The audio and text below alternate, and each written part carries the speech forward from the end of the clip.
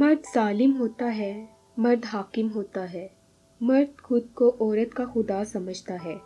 ایسے کتنے ہی جملے ہم کتنی آسانی سے کہہ دیتے ہیں، مگر کبھی سوچا ہے کہ مرد کس قدر مشقت کرتا ہے اپنی عورت کا سائبان بننے کے لیے، اسے معاشرے کی سرد گرم سے بچا کر رکھتا ہے، اپنا آپ مارتا ہے، کماتا ہے اور اس پیسے سے اپنے گھر کی عورت کے لیے دنیا کی ہر سہولت خریدتا ہے۔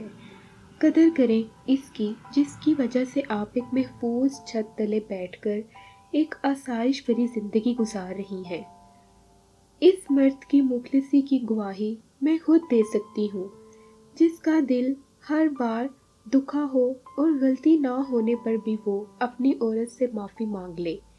ایسا مرد لاکھوں میں ایک ہوتا ہے جو رشتہ کبھی ختم نہ کرے، اور اس عورت سے بد نصیب کوئی نہیں جو ایسے مرد کو کھو دے۔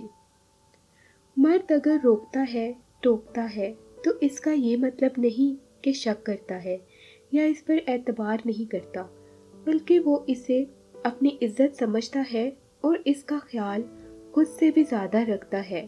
ایسی عورت دنیا کی سب سے خوش نصیب عورت ہے۔